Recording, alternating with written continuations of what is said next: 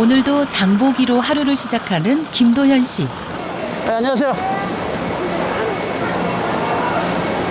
오늘 원소라 하나 하고 네네네. 홍합 2개, 그다음에 석화 하나, 석화 하나, 꼬막 2개. 꼬막 1kg. 그렇게 네. 그렇게 주세요. 네, 감사합니다. 포장마차 인생 10여 년. 네, 수고하세요. 네, 감사합니다. 하지만 그에겐 남다른 이력이 있는데요. 원래 미국에서 경영학 석사하고 한국에 처음 와서 CJ GLS 물류전략연구소에서 컨설턴트로 있다가 대기업의 유학까지? 거기다가 도현 씨는 학구파였답니다. 샘 월튼 비즈니스 스쿨 월맛을 창시한 분 거기에서 이렇게 다녔는데 처음에는 교수가 꿈이었죠. 교수가 되려고 갔죠. 거창한 목표를 세우고 야심차게 떠난 유학길이었습니다. 그런데 정말 고생했어요. 그렇게 뭐 미국 애들은 그냥 한두 시간 하면 될 거를 나는 들리는 것도 잘 안 들리니까 녹음해서 하고 근데 스트레스가 이만저만이 아니었어. 그래서 이건 내 길이 아닌 것 같다. 내 욕심이었다. 그러니까 내 진짜 꿈이 아니고 내 마음이 시킨 꿈이 아니고 머리가 시킨 꿈이었어요. 남들한테 좀 그럴듯하게 보여야지.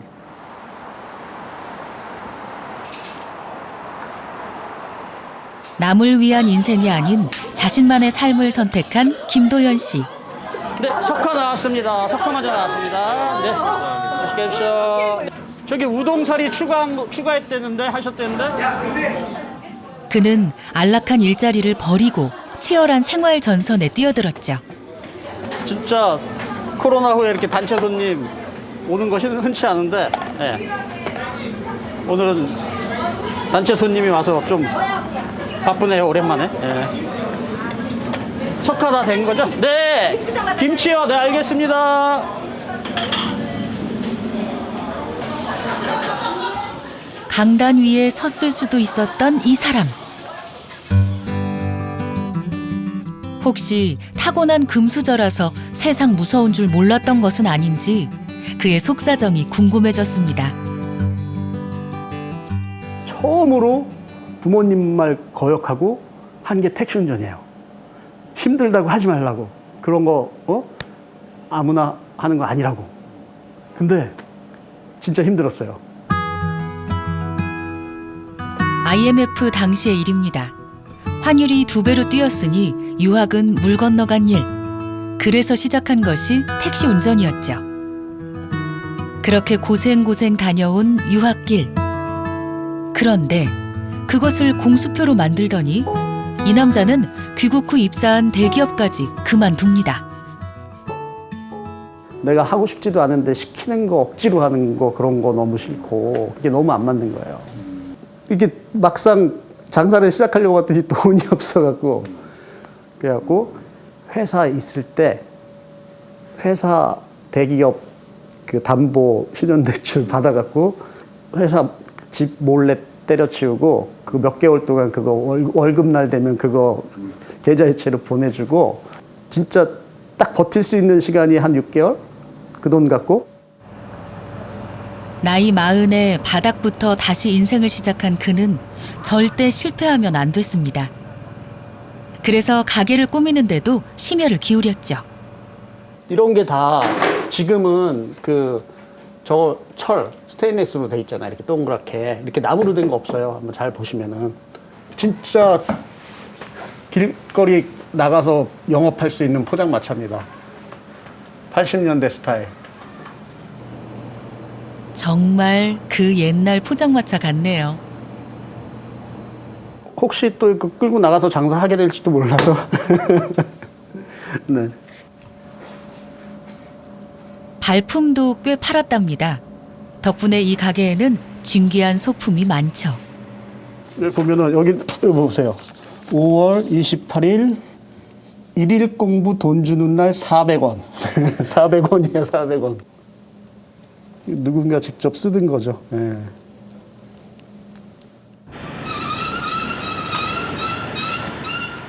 개업 당시에 수시로 들렀던 황학동. 여기는 전자제품들. 이곳에 오면 당시의 추억도 되살아납니다. 옛날 공중전화도 있네. 안녕하세요. 추억이라는 두 글자엔 묘한 힘이 있습니다. 도연 씨는 손님들에게도 그 추억을 선물하고 싶었답니다. TV에 있는데 카세트가 되는 이런 거 처음 봤다. 이런 것도 있었네. 이거 누르는 거고. 와, 이거 진짜 신기하다, 이거는. 어설픈 흉내가 아닌 진짜 배기 추억. 그래서 음식 메뉴에도 심혈을 기울였죠. 와. 그때는 포장마차 많았었어요. 네. 근데 이렇게 30년 전통 딱 써 있더라고요. 그래서 여기다. 할머니가 딱 계시더라고요. 그래서 거기서 이게 그 할머니, 포장마차 할머니. 15,000원입니다. 감회가 새롭네요. 이때는 막 열정이 있었어. 나만의 브랜드 포장마차 만든다는.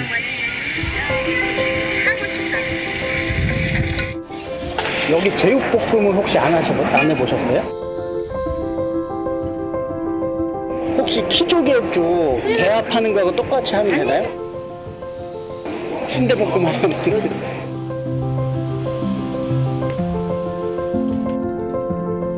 도연 씨는 자신의 선택에 최선을 다했습니다. 그 과정에서 좌절이란 것도 배웠죠. 여기가 두 번째 가게 꼬치집 문 닫은데 지금 여기 옆에 사장님이 인수해갖고 텄어요. 이 사장님은 이게 무슨 생각으로 이걸 확장했는지 모르겠는데 아마 무권리로 나왔으니까. 근데 이 사장님도 힘들 텐데. 여기도 부대찌개집이었는데 몇 년 그래도 버티다가 결국 임대 내놨네요. 여기 임대 붙어 있죠. 도연 씨는 올해 코로나로 가게 하나를 폐업하고 남은 가게에서 묵묵히 버티는 중입니다. 가장에게는 어찌 보면 나홀로 외로운 싸움이기도 하죠. 이제 와이프도 알잖아요. 이제 코로나, 그러니까 가게가 힘들어진다. 이렇게 얘기를 하니까 그럼 자기도 돈을 벌어야겠대. 오후에 전화가 왔어요. 전화 받자마자 막 우는 거예요. 그냥 막 우는 거예요. 아무 얘기도 안 하고. 근데 왜 그러냐 그랬더니 자기가 하루 6시간 일하고 얼마 벌었는지 아니. 그래서 얼마 벌었는데 그랬더니 6,000원 벌었대. 6,000원. 그래서 내가 당장 때려치라고 그랬어요. 당장 때려치고 내가 알아서 할 테니까 그만두라고. 이게 또 그렇게 큰 소리는 쳤는데 나도 이제 고민이지. 와서 이거 어떻게 해야 되나. 애들 학원비는 어떡하고 그 다음에 이 생활비는 어떡하나. 하루 벌어 하루 산다는 자영업. 그것의 냉혹함이 유난히 시린 요즘입니다.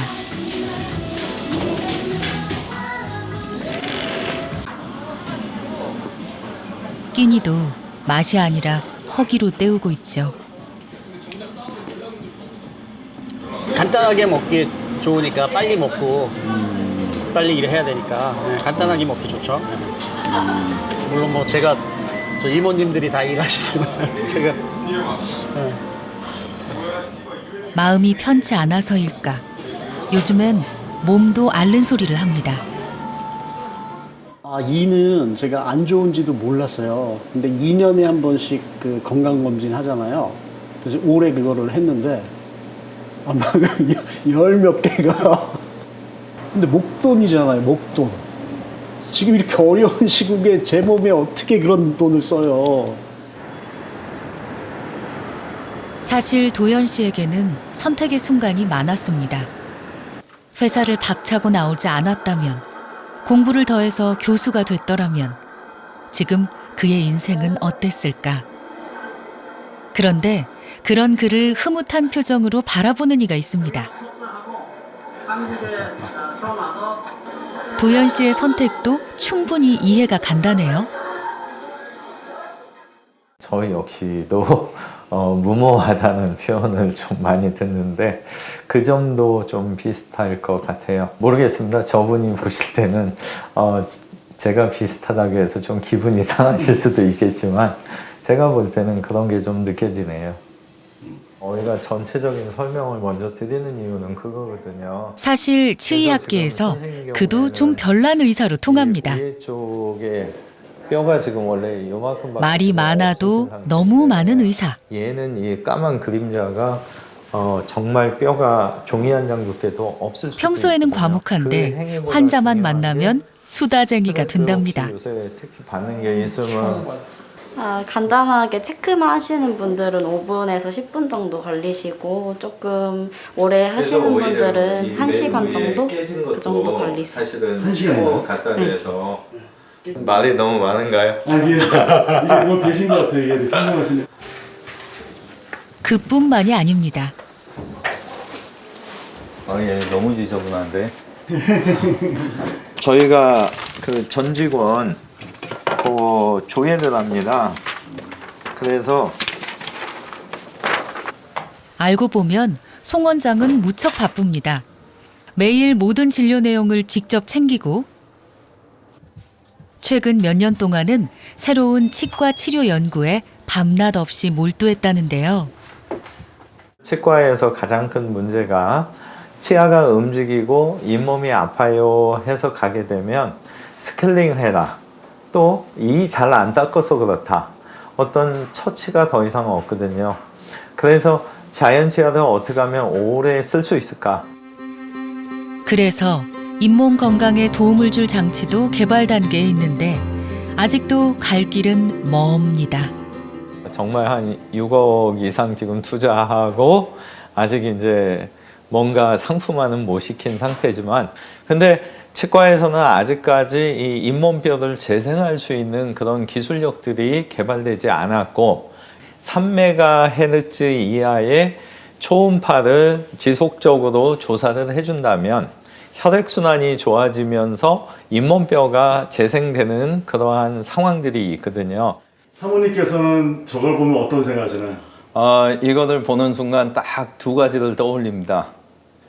그 6억을 가지고 서울에 아파트를 샀다면 두 번째는 당신은 참 젊게 살아서 좋은데 옆에 있는 가족들은 사실은 평탄하지만은 않다. 좀 별난 의사의 진료실은 어떠할까? 백형기 어르신이 오랜만에 치과를 찾았습니다. 이분은 2년 전에 임플란트를 13개나 하셨던 분. 당시의 치아 상태가 꽤 심각했답니다. 이쪽에는 이미 뽑으셨고 이쪽도 치아가 없으신데 이런데 지금 까맣까맣한 게 이게 다 고름주머니거든요. 일반적인 치과에서는 당시 88세라는 고령임에도 10여 개의 임플란트를 해야 하는 상태. 그렇다면 그 치아가 다 빠진 동안 뭘 드실 수가 없는 상황이 계속되니까 그리고 가셨을 때마다 마취를 계속 하니까 이제 그 점도 너무 힘드시고 기나긴 인고의 시간이 필요한 치료. 그런데도 겨우 하루 만에 치료를 끝냈다는데요. 먼저 이를 빼고 염증을 다 긁어내요. 그 상태에서 특수 약제 처리를 안에다가 한 30분 정도 해놔요. 그 상태에서 끝났을 때 다시 한번 또 안에를 긁어내는 거죠. 그 상황이 다 됐을 때 임플란트는 이렇게 심을 수가 있는 거거든요. 그것도 13개의 임플란트를 동시에. 세심한 마취가 진행된 상태에서 통증도 없었다는데 지금 괜찮으신 거죠? 상태 관리 너무 잘해주셔서 감사드리고요. 세상에 이가 예. 형편없었어 그냥. 예. 그걸 딱 그냥 뽑았어. 근데 지금 입 모양도 아주 좋으세요. 그리고 웃으실 때 너무 멋져요. 처음에 겁신한테 예. 너 다 빼고 혼자는 게 문제가 안 예. 됐다. 혼자는데 아무 이상 없고 여지껏 3년이고만 되도록 이가 난전. 그래서 아유 백형은 이제 100세까지 가. 100세까지 가. 에이 120세예요. 120세. 이거 해야 돼. 이보다 뿌듯한 순간이 또 있을까?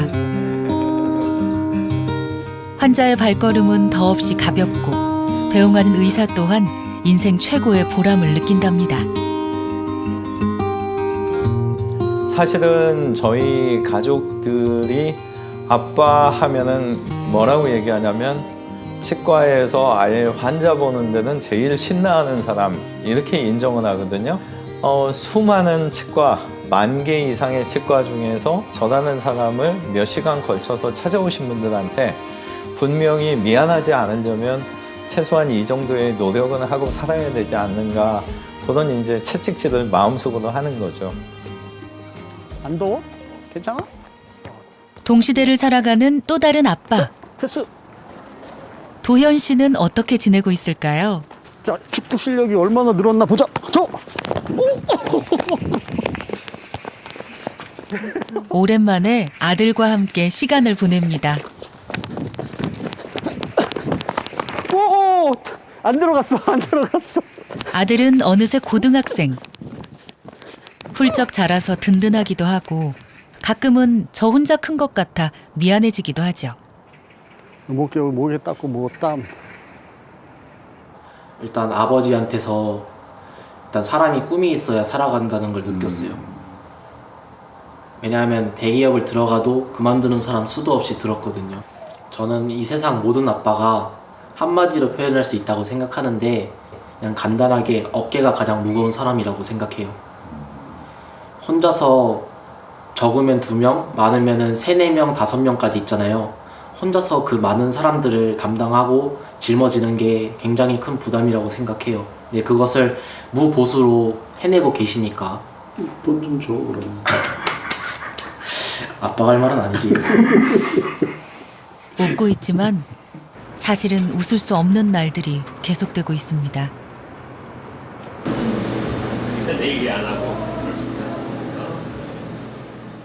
적자를 감수하고 맞서는 코로나 사태.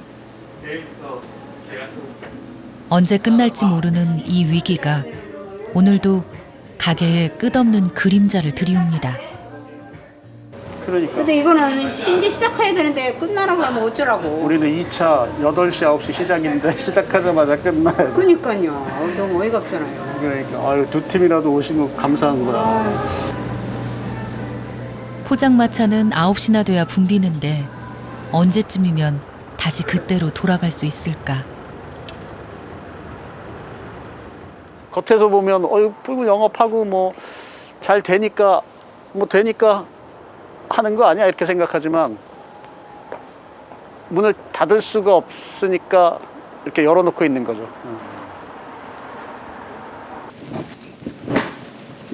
텅 빈 가게에 나 홀로.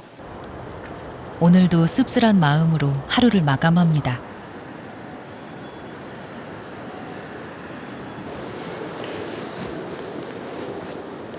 그에게 작은 위로라도 건넬 수는 없을까?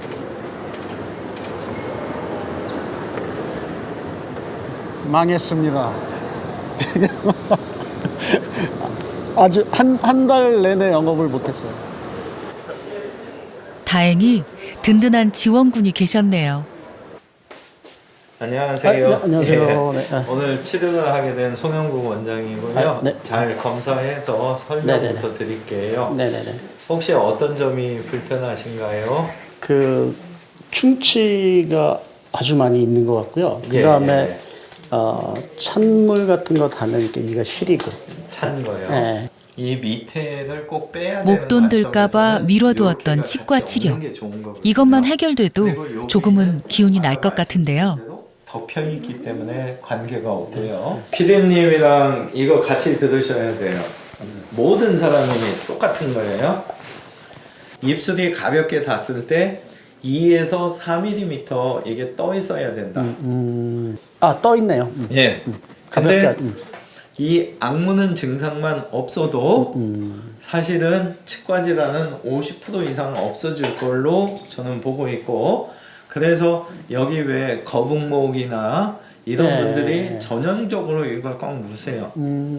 꽉 물어서 이 겉표면이 다 깎여 있고 이런 경우에 이 친구들이 20, 30대 젊을 때는 이게 다 넘어가요. 근데 40대 접어들면서는 이제 치아가 금이 가거나 문제가 생겨서 임플란트가 자꾸 늘어나는 거거든요. 물론 이약물기가 시린 거의 한 80% 원인으로 보고 나머지 20%는 이 치경부라고 하는데 치아하고 잇몸하고 이 경계되는 부위가 패여서 있는 것도 몇 군데는 있으세요. 근데 실제적으로 이약물기만 없어져도 아마 양치할 때 찬물 드시는 것도 충분히 불편하지 않게 사용하지 않을까 판단하고 있습니다. 그 진정성을 중요시하는 것 같고 뭔가 이렇게 하고 싶은 일을 향해서 꿈을 위해서 하시는 모습이 저랑 좀 닮은 것 같아요. 네. 비슷한 두 남자가 진료실에서 만났습니다. 각자의 자리에서 최선을 다해 살아온 두 사람. 그 만남만으로도 도연 씨는 내일을 살아갈 힘이 생긴답니다. 치과 치료는 이거 절약하게 돼서 감사하고 좋고, 그 다음에 그런 멋진 의사 선생님 만난 거는 도전하시는 분이 또 있구나 남 알고도. 그러니까 나도 그게 동기부여가 되고 힘이 되고 위안이 되고 그렇죠. 꿈을 향해 인생 2막을 연 당신. 오늘도 우리는 당신의 도전을 응원합니다. 이것도 잠시 이내 그럴 힘조차 사라집니다. 이제 기회가 없습니다. 마지막입니다. 본격적으로 죽음이 시작되는 거죠. 메시지가 있단 말이에요, 마지막에.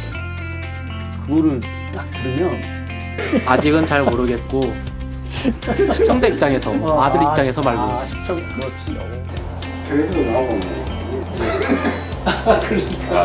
나무를 잘 탔냐면 여기에 나무 상수리 나무 있잖아. 상수리 나무 요거 아니었고요. 그냥 일단 보통 평범한데.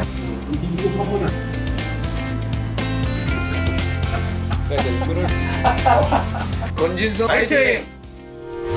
의견 있는 경제 채널 SBS 비즈.